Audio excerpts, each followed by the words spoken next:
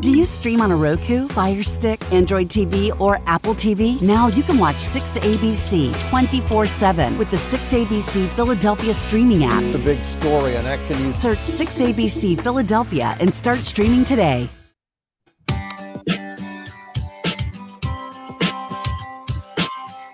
Hello, everyone, and welcome back to another week of Women to Watch here on 6abc.com. I am so honored and thrilled to be here. My guest today is a local woman that many of you may know. I'm joined by Sandra Clark. Sandra is the new CEO of StoryCorps, and we're going to be talking about the power of storytelling and what led Sandra to the current role she's in. So, Sandra, thank you and welcome to the show. Hi, Sue. So great to be here. It's wonderful to see you. I wanted to start off with your background and give our audience and viewers a sense of where you came from. And you shared with me that you were actually a military kid. And I think when that is the case, there's often a lot of moving around. Was that the case for you?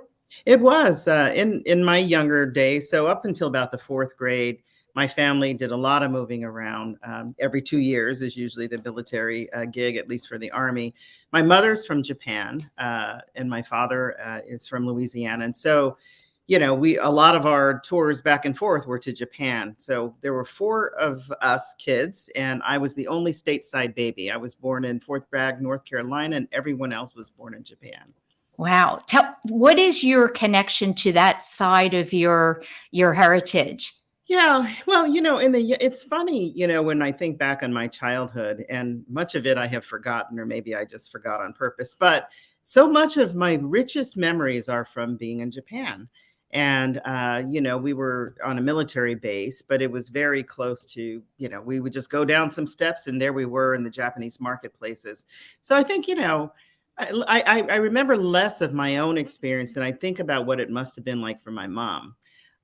Who, married an American, was raising her children in Japan and, kind of immersed in these two worlds of, being in an American military base, but at the same time being able to experience her own culture. And so my uncle was there. I have cousins there.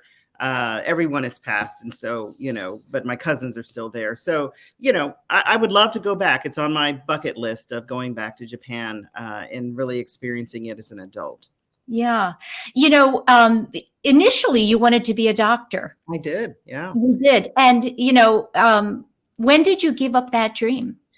I'm not sure I actually really gave it up as much as, at the time, I was a geeky kid. I was actually reading, back in the day when our families would get these, these encyclopedias and things like that.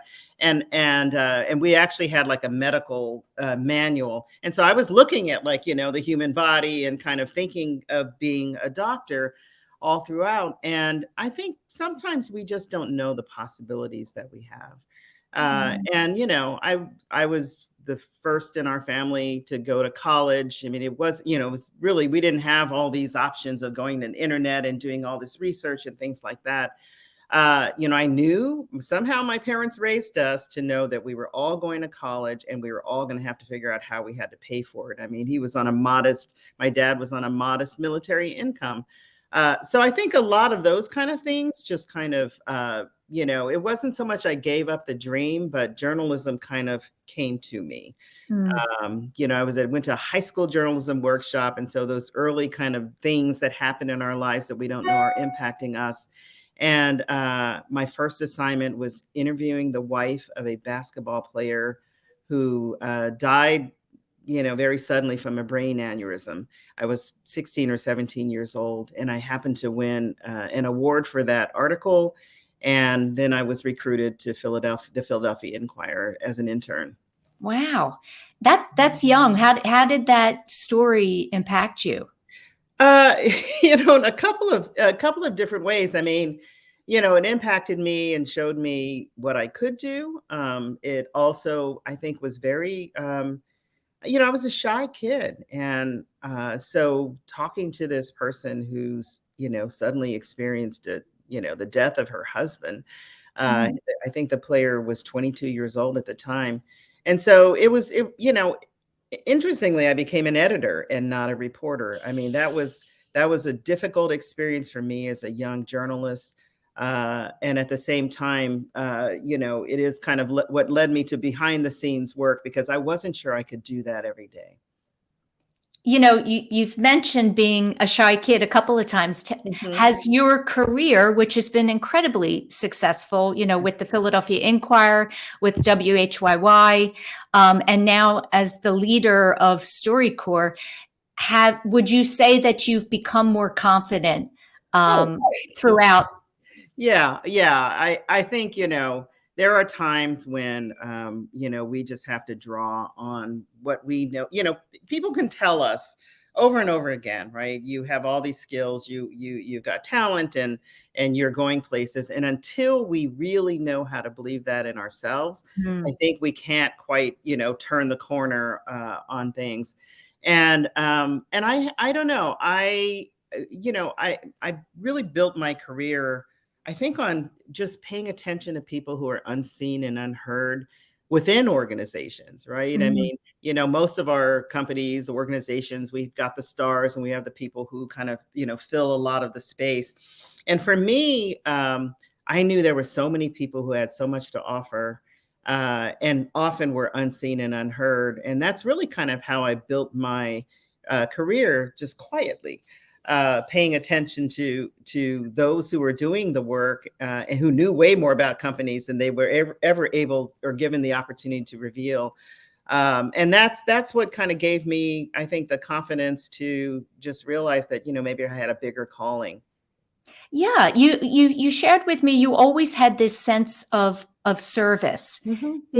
and so I'm always curious if that was something innate in you as a little girl, or was it taught to you by your parents? Yeah, I didn't realize. I think I was, working on my resume one day and just kind of looking back on my career.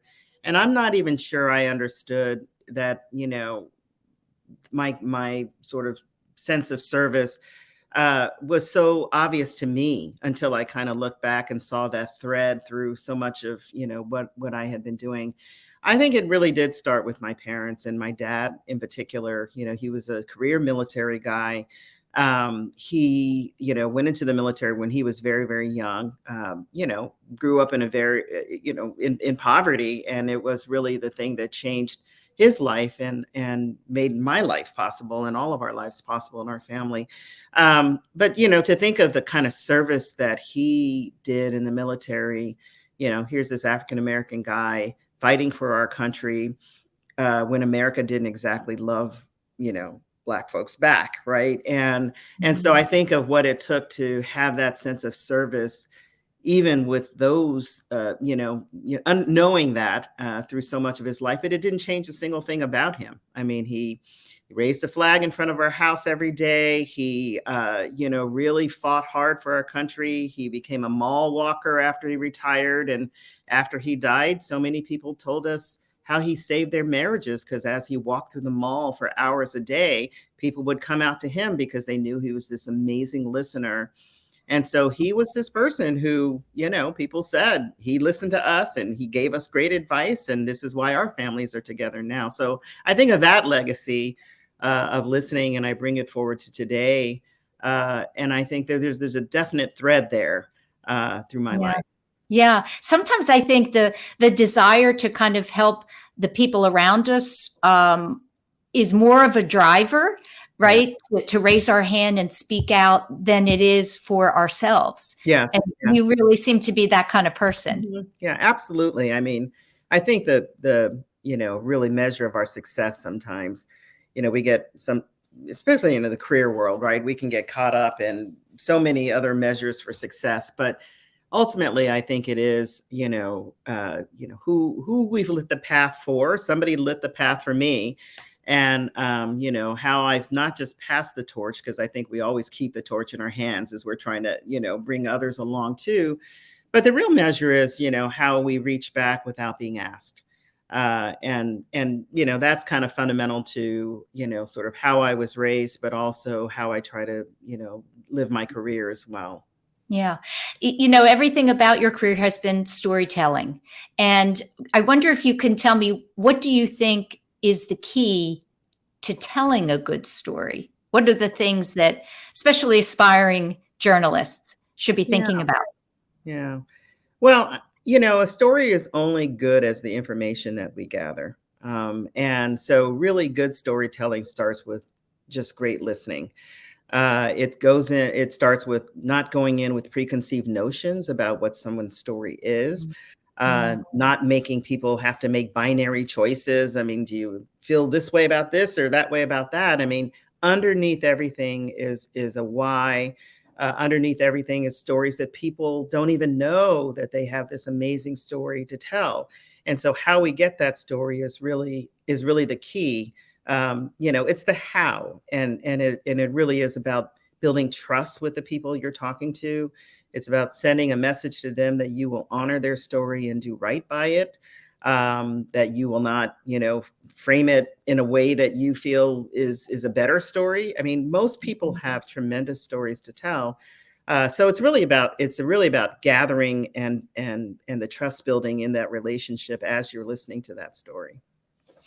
When I think about your life story, Sandra, I wanted to ask you, I think there's always an impactful experience in our lives that is the first thing we think about if someone says, tell me about your life story and what was incredibly, perhaps a revelation or an aha moment. What would that be for you? Hmm.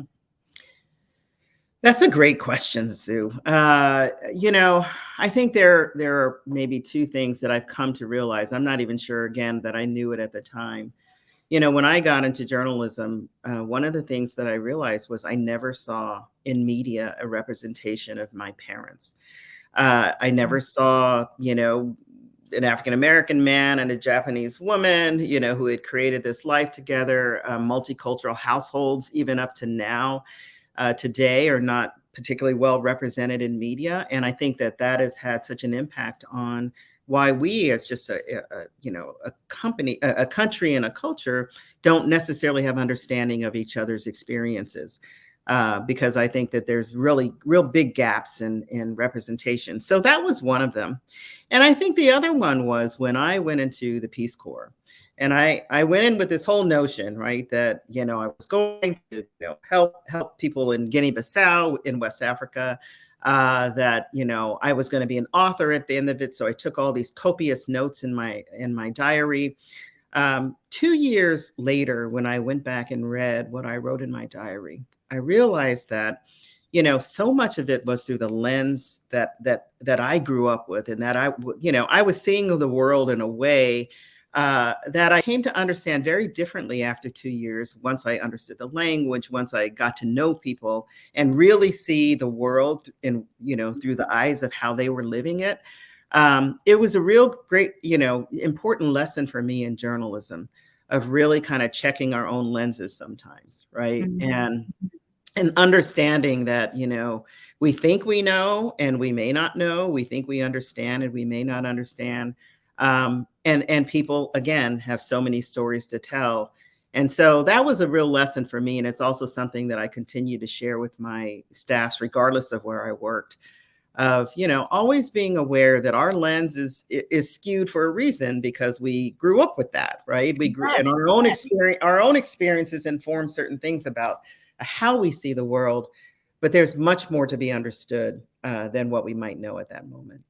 And I do think that the conversation is changing, certainly around the power of diversity and why it matters and why it's so much more interesting and Yeah. exciting to meet and come to know people from different walks of life. Yeah, absolutely. I mean, it really shouldn't even be a conversation we have to have, right? I Right. mean, that Yeah. is the ideal world that we, should be living in. I don't think most of us just want to stay, cloistered in our own spaces, and we have so much to gain. I mean, really, and I look at that both as a human being, but also as somebody who's leading an organization, about what is the value that we miss if we don't orient ourselves in that kind of a way. And what do you think, Sandra, personally, it is about the folks that don't have that desire to want to come to know different people. Is it fear? What do you think it is? I think it's something really basic. It's about education. It's about experiences. It's about, when we think of how, throughout our day in our ordinary life, how many opportunities do we have to interact with other people who are different than us, right? And so I think, a lot of it is just not understanding.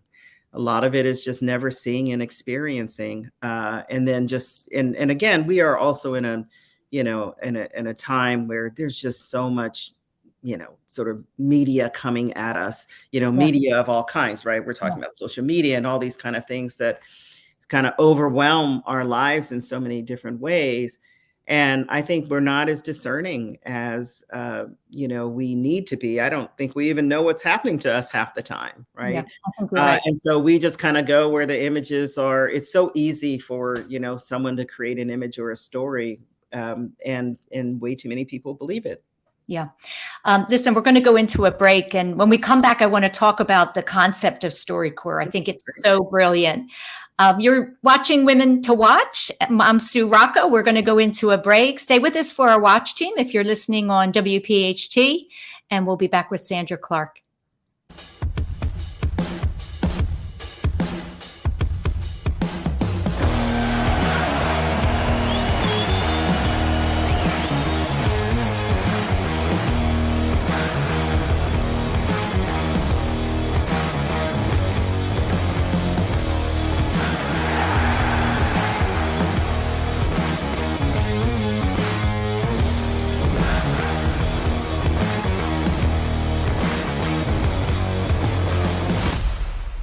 At Action News, we cherish every moment, and it's our profound responsibility to bring you closer to your world. Never miss a moment. Trust the people at Action News.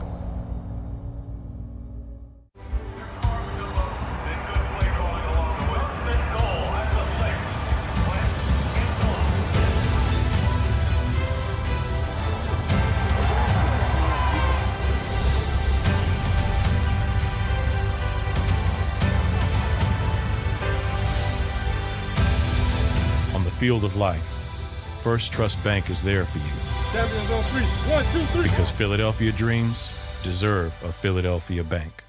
In Philadelphia, we celebrated the miracle with pride only 5 years ago. And then the following morning, IBEW Local 98 members went back to work, building this city, rescuing our communities from decay, and inspiring the young men and women of the region to take pride in who we are. Like the Cats, Local 98 members believe in hope. To learn more about who we are, what we do, and career opportunities with Local 98, visit us, IBEW98.org. All right, did you know I was the Mommy Slam Dunk Champion? Really? Yes, really, don't sound so surprised. Let's see it. Oh, you're ready. All right, here we go. Let's hear the crowd. So go to right, I go to left, fake them out. Mama, go up, mama! She did it. Again? You can't avoid gravity, but United Healthcare can help you avoid financial surprises by helping you compare costs and doctor quality ratings. United Healthcare. Uh-huh. Go for the midnight dares.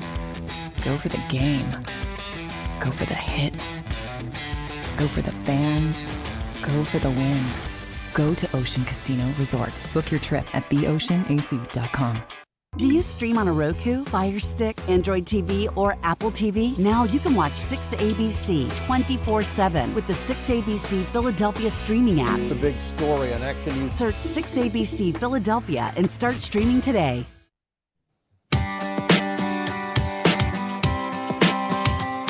Welcome back to Women to Watch here on StoryCorps.com.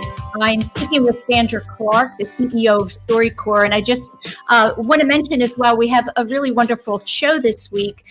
Coming up after my interview with Sandra will be our Lifestyle Watch, Sherry Morrison, who'll be joined by Janet and Lisa with the Metropolitan Ballet. And at the end of the show, I'm going to be speaking with Dr. Shalja Dixit, the founder and CEO of Curio. We're going to be talking about mental health. which this month happens to be mental health wellness.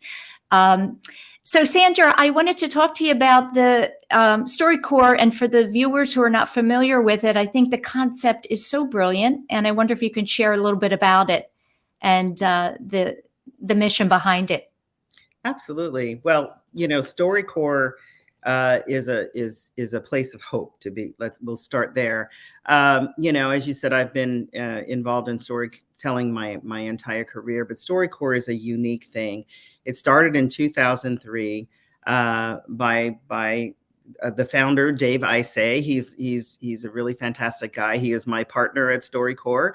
And his concept was simple. It's just, if you got two people together who, if they had 40 minutes, 50 minutes left, right, to talk about anything, who would you pick and what would you want to talk about, right? And it really is about finding these stories that sometimes, we're living with someone, whether it's our grandparent, our own parents, whomever, and there's so much left unsaid. There's so much that we don't say to each other. And so in that really quiet, sacred space with facilitator there, what would we want to talk about? And people come into the StoryCorps booth telling us so many different kinds of stories. They're talking about, the stories they want to pass down to their families. They're talking about education. They're talking about the wishes for their children. And, when you have a chance to hear these stories, and what they do is they connect humanity, right? The hope is that we create empathy. The hope is that we create understanding and that we can connect to each other and ultimately create a better world. So when you hear a StoryCorps segment on Morning Edition every week on NPR across the country, almost everyone we hear from, they said, get the tissues out. And the reason is it makes us stop. It makes us really listen to someone else's story and someone else's experience. And it brings this level of understanding that I don't think that we would have unless everyday people, these are stories from everyday people were generous enough to share their stories and want it to be archived. Most of these stories are archived in the Library of Congress. So you can find them. Your relatives 50 years from now can find them. And to hear the voice of someone that and to hear their experience in their own words is something really special. And that really is the concept of StoryCorps. It's something so basic about connecting humans to humans. How is it that you get these folks to be so in the moment and relaxed and candid? Yeah. Well, we have an amazing group of facilitators who are well trained in this, right? Well trained in listening, and people come to these booths. We have a StoryCorps, tour mobile basically that crosses the country. To date, we have captured more than 500,000 stories from everyday people. These are not famous people who are telling their stories to be on reality TV. These are people who have something to share. And so, we go to 10 cities, and we've done that since 2003. And people come with a story that they want to tell. On this particular day, when we just, had this, horrible tragedy of 19 school children killed in Texas, the StoryCorps story that I think about on this day is a story between a mother and her 10-year-old son. And they were talking about rapid shooter drills. And this is completely unrelated. This is a story that we captured in 2018 after a school shooting. And the mother and the son is talking about, how they do their rapid shooter drills in school. The mother is saying when she grew up, we had tornado drills or we had fire drills, right? There was no such thing as a rapid shooter drill.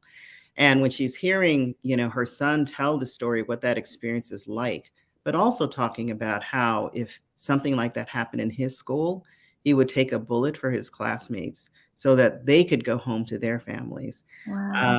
And the mother is begging him to not be so brave in that moment. That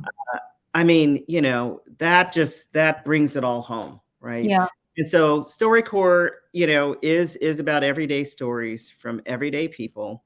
And they tell us so much about our history, not just our family histories, but the history of this country. Yeah. I have to be honest with you. I was struggling this morning, waking up, from what happened and thinking, how can I get in the right frame of mind for the show, and I think it just, the word resilient we use all the time on the show, but when children are involved, it becomes really challenging, and we have to get to the why, and maybe there'll be more conversations about that. I hope that there will. Well, what it does, it brings us to the most basic human level when you listen to this piece, and it's really about a mother and her son talking to each other, and that's the thing. It's not. There's going to be plenty of news coverage as well. There should be, and there's going to be, the stories of each of these families. But the sad thing is that, this has happened before. Sadly, it's likely to happen again. But we hope that if you can get to the most human level of it, maybe we can come together and solve this problem. Yeah. One of the things you do that I love is bringing two people from completely different walks of life. And there's always these aha moments in that, the bias that people have because of their life experience. And you have an older gentleman, perhaps one political spectrum, and a young woman from a different country with her own views. I think we should be doing that on a daily basis. Yeah. Yeah. Well, you were talking about our One Small Step project, which we, started a few years ago, really to see if StoryCorps could be a part of, combating this toxic polarization that is really eroding so much in our country. Mm-hmm. And so, people sign up, Democrats and Republicans sign up, and independents sign up, and they want to talk to somebody from the other side, but not about politics. Again, this gets back to, where do we connect on our most human level? They may get to a conversation about politics ultimately, but where they start off is just talking about their experiences as people. And, and we find something that they have in common. So, they might have, have grandkids, or they might have just gotten divorced, or there's just this one unifying thing that we know is there, right? A common thing that we know is there. Yeah. But that is what opens up the opportunity for us to listen to each other better. Yes. Tell me what you want to bring to the organization as a leader. In other words, when, we talk a lot about culture, what do you want it to feel like there for your team and your colleagues? What kinds of things are important to you in creating the right culture? Yeah.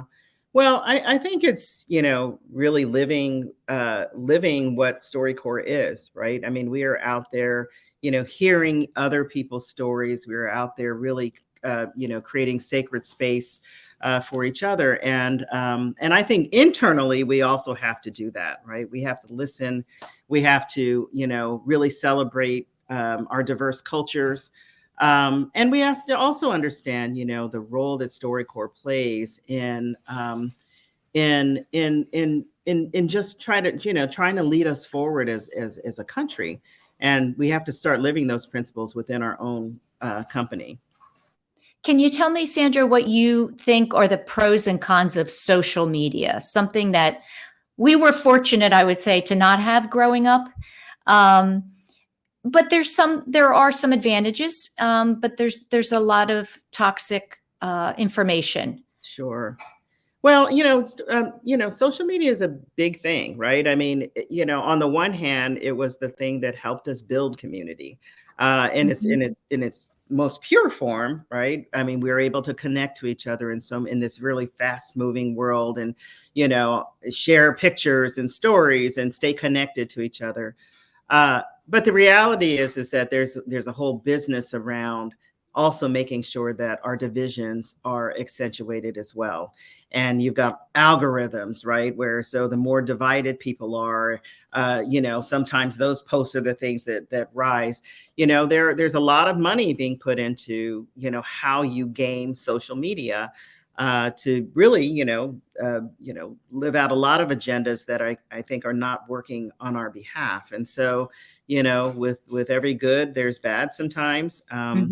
And I think that's just such a hard thing to really get a handle on. I mean, it controls so much of what we do. It's democratized the information space in so many ways, but at the same time, it's kind of a free for all where I think, it's really hard for us to, kind of come to places that are quieter and more thoughtful. Mm. And we're talking about how do you can't really change another person's heart, and when we see the big social issues of today and everyone wants action and what can we do to make it better, I'm always asking that question: how do you change someone's heart? You can put in all kinds of rules and regulations and barriers around media and technology, but ultimately, I guess I want to ask you, why do you think we're seeing so much of the division today as opposed to years ago? And is it because we have the ability to communicate it and people have the ability to say what they want? Yeah. Well, I think you hit the nail on the head. We are seeing so much of the division, but I think the division's always been there, right?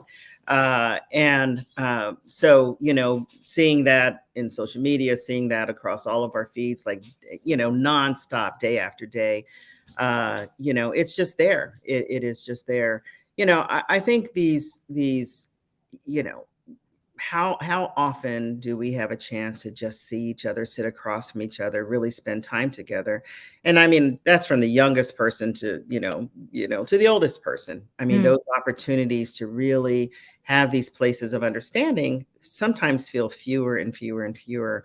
And that's really one of the reasons why with One Small Step, that's what we're trying to do is like, how do we just connect human being to human being in being able to see each other? I mean, we can do it virtually. We also do it in person. But that's what's going to make the difference. And I think we shouldn't start too big. I mean, it really starts in places like our book clubs. It starts in places like, churches and rec centers and those kind of places. And less so in trying to conquer the entire issue all at once. I mean, this is going to have to be something that is going to change from the inside out. And, I think women by nature and innately are always interested in community, right? And how's everyone doing? Mm-hmm. And when we talk about women in leadership, what is your view on why the world will be better when we have more women in these positions of leadership? Well, as you know, Sue, we see in front of us, behind us, on the side of us. I mean, we have eyes, that really circle our entire head. But also, I think that we have a much stronger sense of we take care of our families, right? We take care of our communities. I mean, I think in so many of the times when you see change, it's been women who have been leading that change. We also have this incredible resilience to do it. And so, I think we can see the needs of so many people all at the same time. Well, how's that for a virtual thing? You got to have the bark. We love dogs. Yeah. We also take care of our pets. But we really take care of it all. And what does give me hope with more women in leadership is that I think that, and particularly I think if we can extract ourselves from sort of models of it, or maybe bars of success that men have that haven't driven men so much, right? I mean, there's a certain look, and then there's a certain way you are, and there's a certain, sort of blueprint for, success for men. I think that when we can be really comfortable with what's in our DNA as women, and then as leaders, I think that's where we're going to be most successful, when we're not following the footsteps of, how men dictated that. Yeah, I love that, Sandra. And really embracing, ourselves as women. I think that's a great way to end the show. And I really wish you great success as the CEO of StoryCorps, and we'll be listening and following. Thank you so much. I really appreciate the opportunity to be here, to spend time with you, and thank you for all you do in advancing the work that women are doing, both in the workplace and at home. And at home, right. Thank you. Thank you, Sandra. We're going to go into a break. When we come back, we're going to be joined by our Lifestyle Watch contributor, Sherry Morrison, and she's going to be with two women from the Metropolitan Ballet. We'll be right back.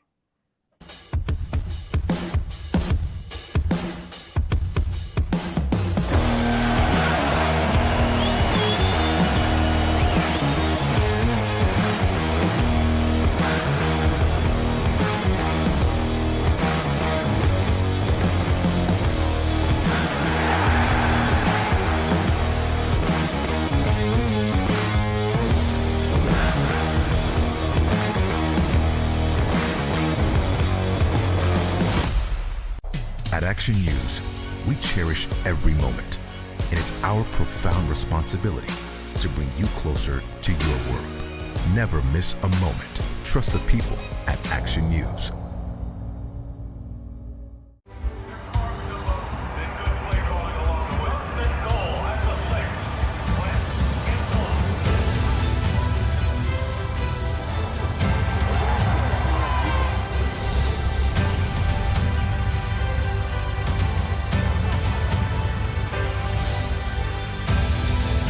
Field of life, First Trust Bank is there for you.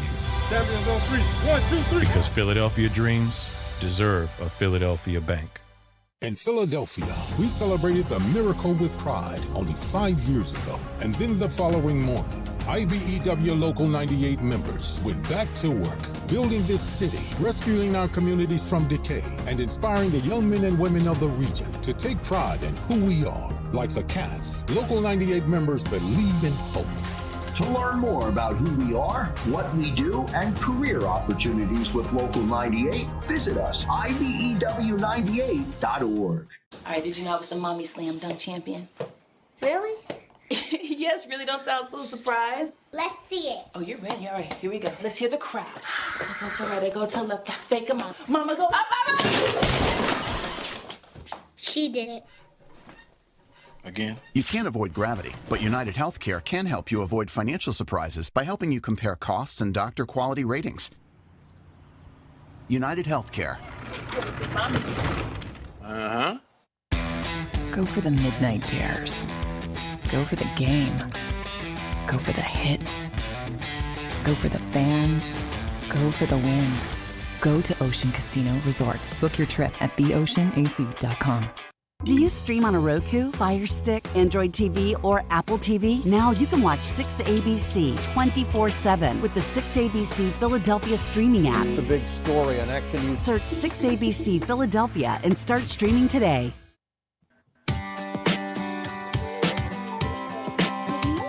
Hi, and welcome back to Women to Watch. I'm Sue Rocco, and we're now going to be joined by our Lifestyle Watch contributor, Sherry Morrison. I'm so excited for this segment. We're going to be speaking to Janet and Lisa from the Metropolitan Ballet. I'll let you ladies take it away.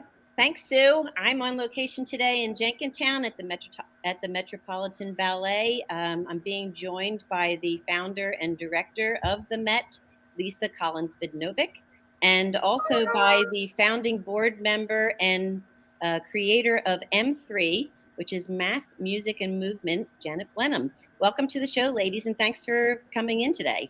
Thanks so much for having us. Thanks, Sherry. Sure. So this is really an amazing program that you've put together. And even more incredible is the fact that you're celebrating 25 years. That's a happy anniversary. That's quite an accomplishment. So let's get right into how this all came about, your background, your passions, what you've done, and how you've ended up here. Lisa, can you tell us a little bit about the beginning of all of this? Thank you. Sure. I danced professionally for 14 years, first in Chicago under Maria Tallchief, and then for a little over 10 years with Pennsylvania Ballet, which is now Philadelphia Ballet. I taught all the way through my professional career, but when I retired to start a family, I wanted to explore an interest in folkloric dance, and I joined the Volashki Ukrainian Dance Ensemble. And through that connection, they invited me to have a ballet school here in the Ukrainian Cultural Center in Jenkintown. And here we are 25 years later. That's fantastic. And how about you, Janet? I was a professionally trained ballet dancer performing and teaching regionally. And then I received my certification to teach elementary school. I realized children can't sit still, and neither could their teacher. So I sought every opportunity to teach concepts through dance. And I discovered that students who were both cognitively and kinesthetically engaged develop and retain a deeper understanding. Wow, that's really interesting. So, Lisa, can you tell us a little bit more about the programs that you offer here at the Met? Sure. So I wanted to, of course, we have the highest quality of classical training, but I really wanted to reimagine how a ballet school might better serve and interact with its community. And the first thing I wanted was a stage full of boys and girls, and I wanted it to be very accessible, and that meant scholarship programs. So our first program was a scholarship program. It's our boys scholarship program now, and it's 23rd year. We serve over 50 young male dancers a year with tuition-free training. And then as the dancers became more proficient, we obviously needed more performing opportunities. So the pre-professional performing company was the next thing that came into play. And finally, I wanted to have a partnership with the School District of Philadelphia. I wanted to do something that would be more relatable to, and helpful to the teachers. So we started a kinetic literacy program in 2008. And that's where I invited Janet to come in. Very cool. Well, I know Janet created this incredible program called M3, Math, Music, and Movement. Janet, how the heck do you teach people or kids anything about math using music and movement? Yes, the common denominator of math, music, and movement is patterns. 3 distinct disciplines, all grounded in patterns. And one of my first lessons that I introduced to the second graders at Pennell's is a skip counting pattern of 3s. And we use a piano forte voice pattern and rhythm sticks, and we count 1, 2, 3, 4, 5, 6, 9.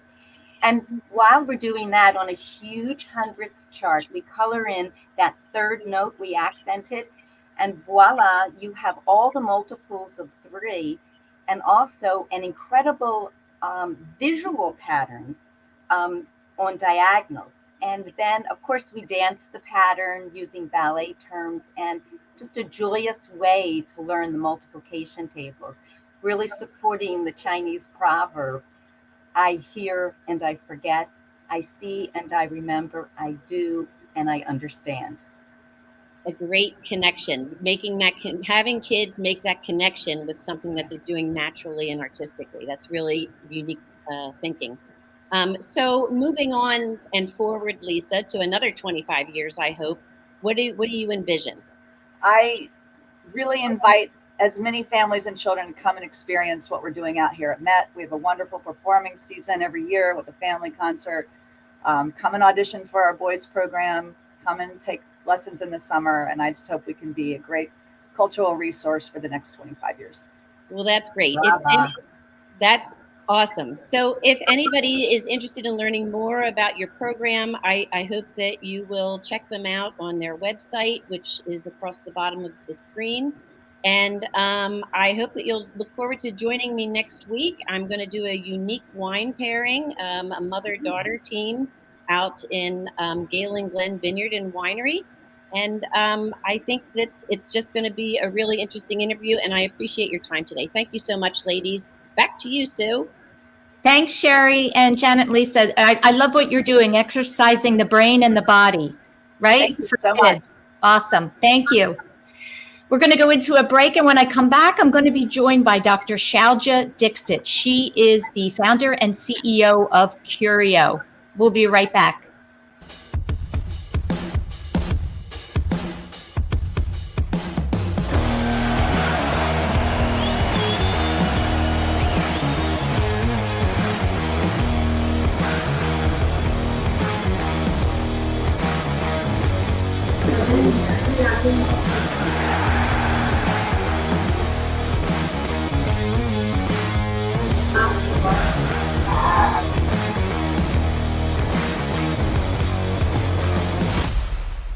At Action News, we cherish every moment, and it's our profound responsibility to bring you closer to your world.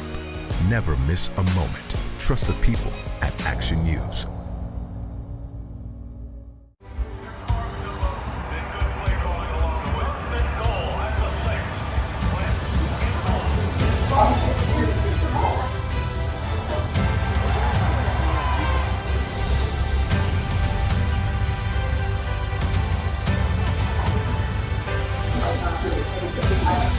On the field of life, First Trust Bank is there for you. Champions on three. 1, 2, 3. Because Philadelphia dreams deserve a Philadelphia bank.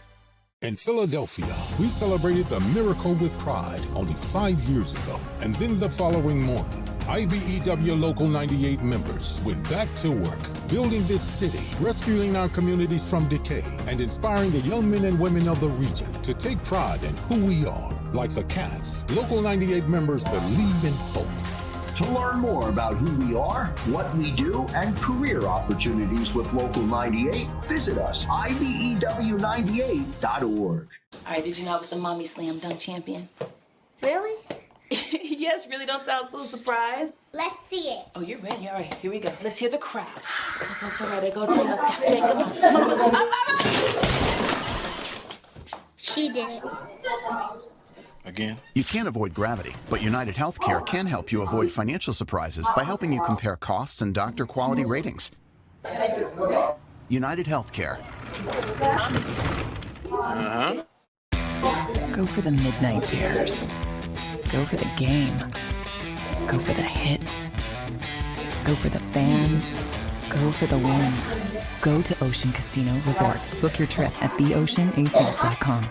Do you stream on a Roku, Fire Stick, Android TV, or Apple TV? Now you can watch 6ABC 24/7 with the 6ABC Philadelphia streaming app. The big story on Action News. Search 6ABC Philadelphia and start streaming today.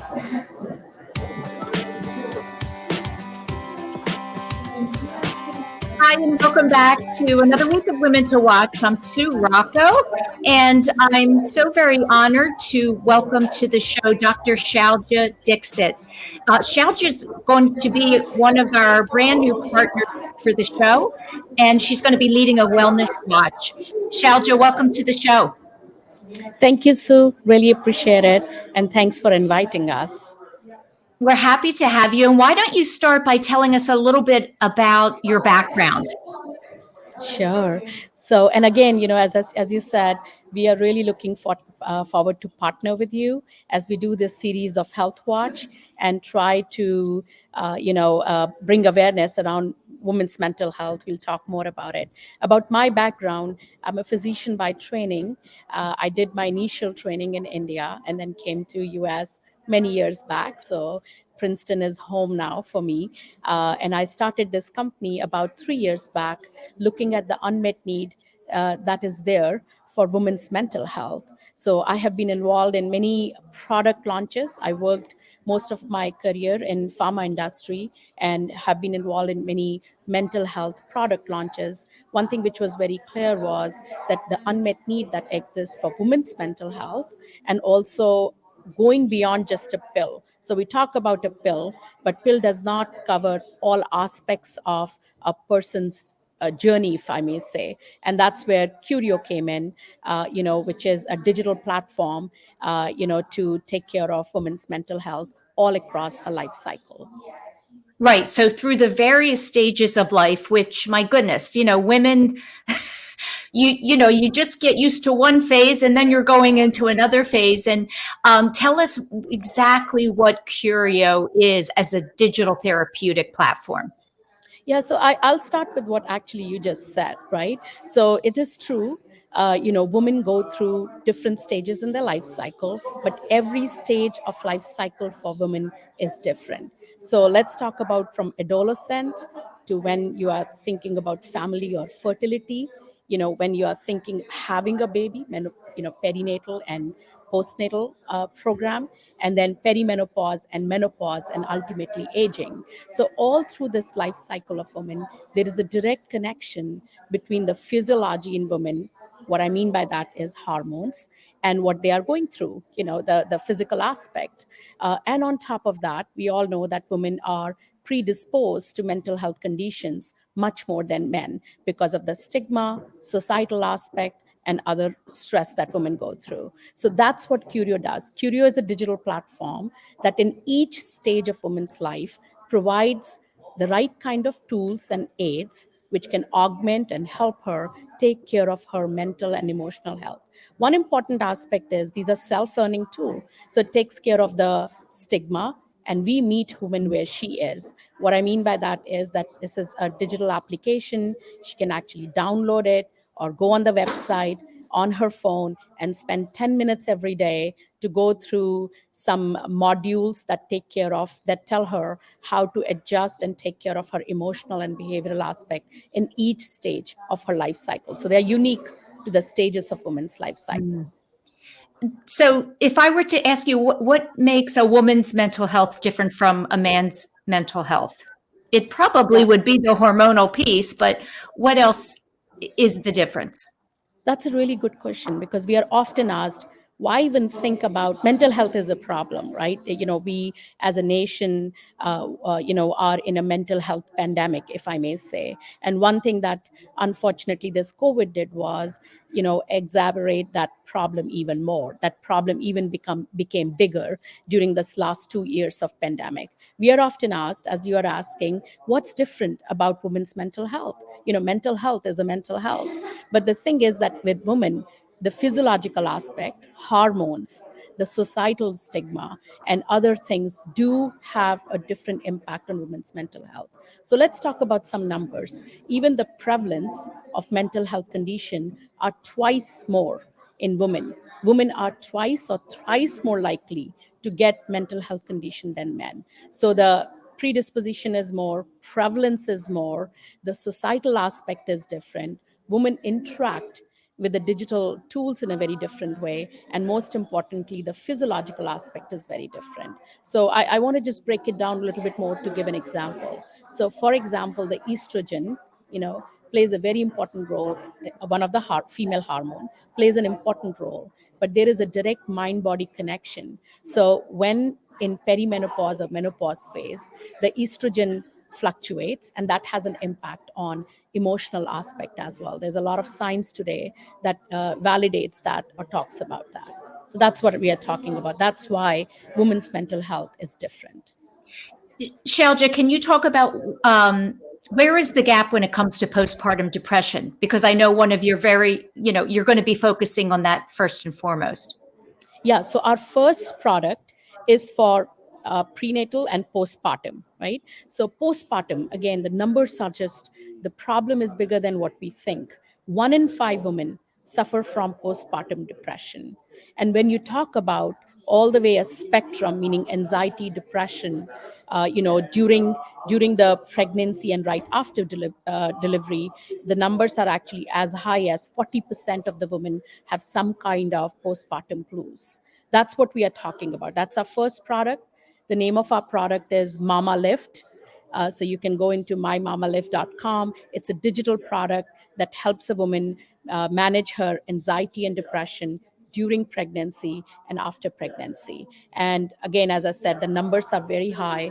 Another thing I want to just outline here is, so 75% of these women, unfortunately, don't get any kind of care, right? So it's a huge unmet need that exists. And that's what our tool is doing. Our first tool, which is meant for postpartum depression, is focusing on that.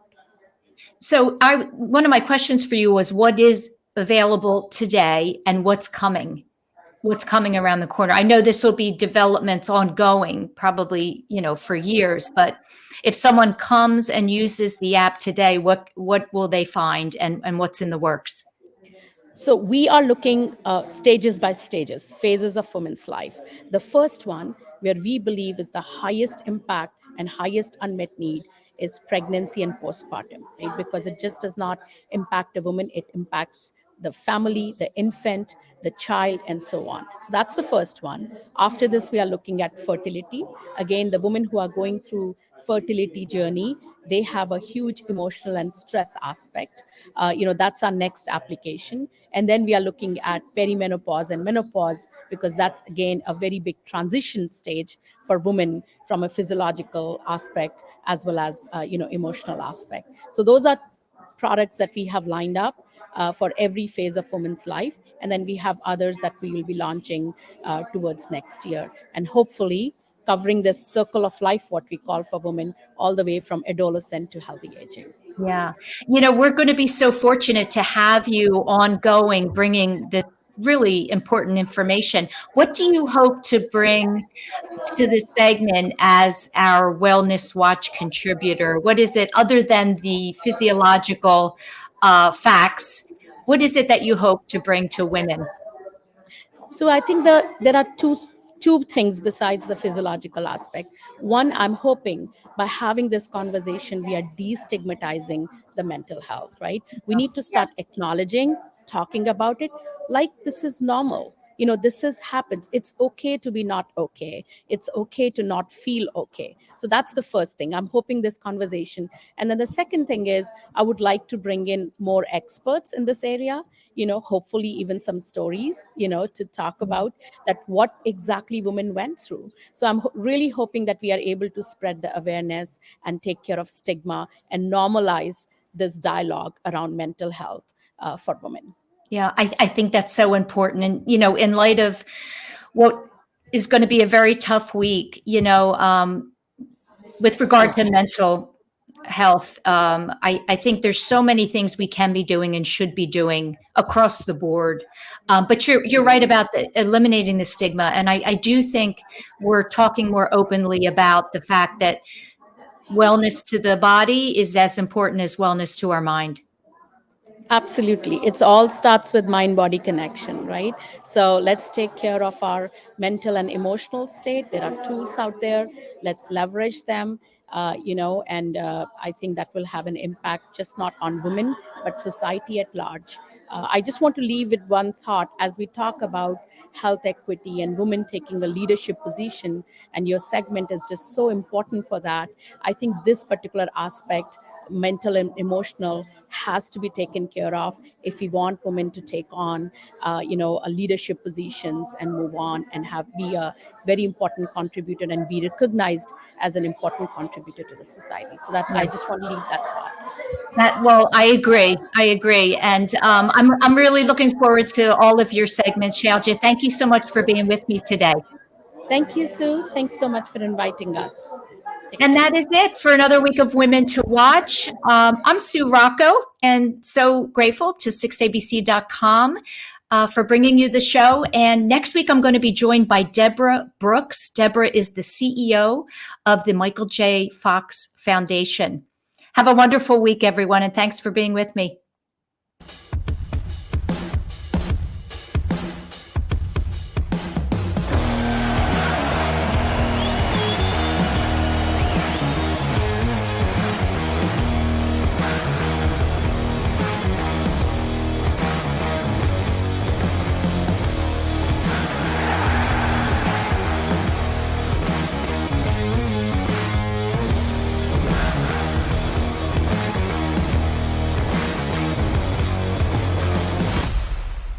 At Action News, we cherish every moment, and it's our profound responsibility to bring you closer to your world. Never miss a moment. Trust the people at Action News.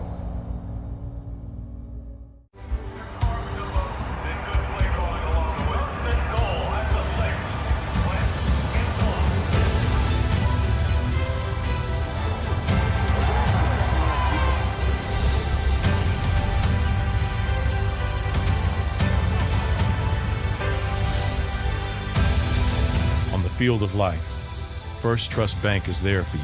Champions on three. 1, 2, 3. Because Philadelphia dreams deserve a Philadelphia bank.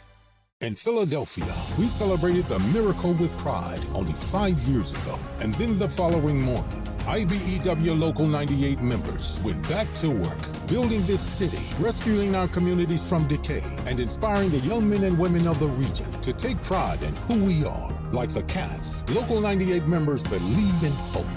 To learn more about who we are, what we do, and career opportunities with Local 98, visit us, IBEW98.org. All right, did you know I was the mommy slam dunk champion? Really? Yes, really don't sound so surprised. Let's see it. Oh, you're ready. All right, here we go. Let's hear the crowd. So go to right, I go to left, fake a mama. Mama, go up, mama! She did it. Again? You can't avoid gravity, but United Healthcare can help you avoid financial surprises by helping you compare costs and doctor quality ratings. United Healthcare. Uh-huh. Go for the midnight dares. Go for the game. Go for the hits. Go for the fans. Go for the win. Go to Ocean Casino Resort. Book your trip at theoceanac.com.